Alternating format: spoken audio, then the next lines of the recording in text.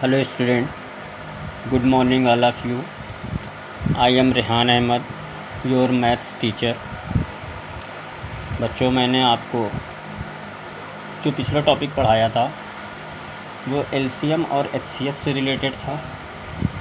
आज हम आपको पढ़ाएंगे यूक्लिड एल्गोरिथम मेथड, यूक्लिड विभाजन प्रमेयिका। यूक्लिड विभाजन प्रमेयिका क्या होती है हम आपको बताते हैं। यूक्लिड विभाजन प्रमेयिका पूर्णांकों की विभाज्यता के संबंध में है। इसके अनुसार यदि एक धनात्मक पूर्णांक जैसे a को किसी अन्य धनात्मक पूर्णांक b से विभाजित किया जाए तो शेषफल r प्राप्त हो। इसे हम लंबी विभाजन प्रक्रिया भी कहते हैं।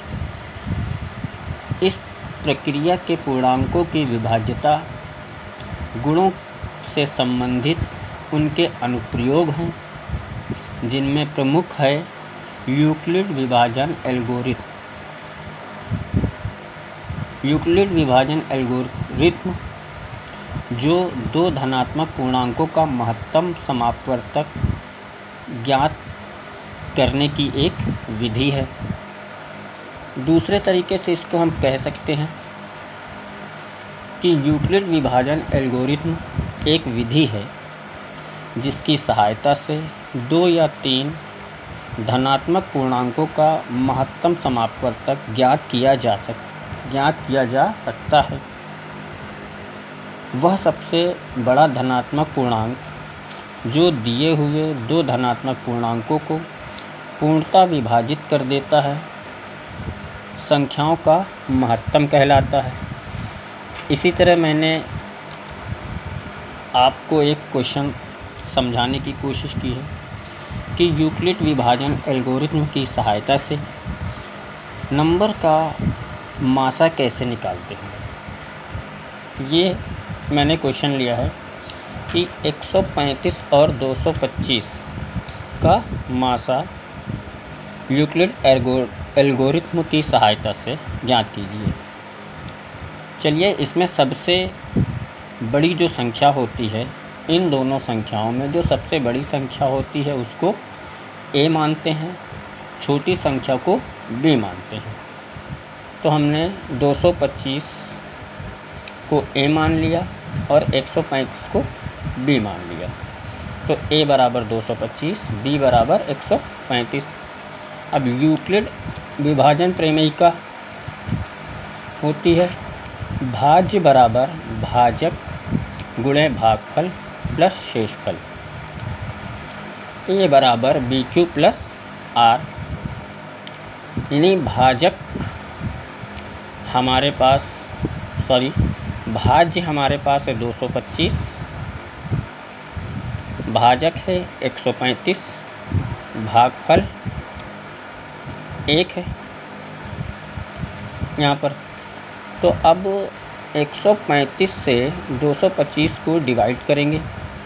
135 का पहाड़ा एक बार हमने पढ़ा तो 135 आया। अब इसको माइनस करेंगे तो 5 में से 5 घटा देंगे 0। अब यहाँ 2 में से 3 घटेगा नहीं, यहाँ से एक उधार लेंगे 12 में से 3 गए 9, यहाँ कुछ नहीं, ये 90 आया।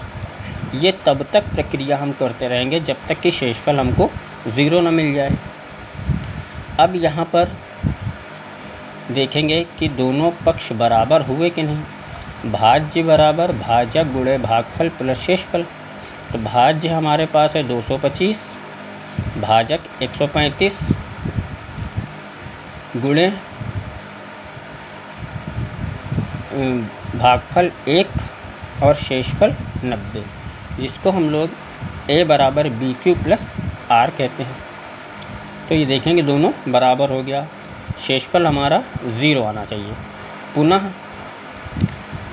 अब भाजक 135 और शेषफल 90 में, भाजक 135 और शेषफल 190 को लेकर सॉल्व करते हैं।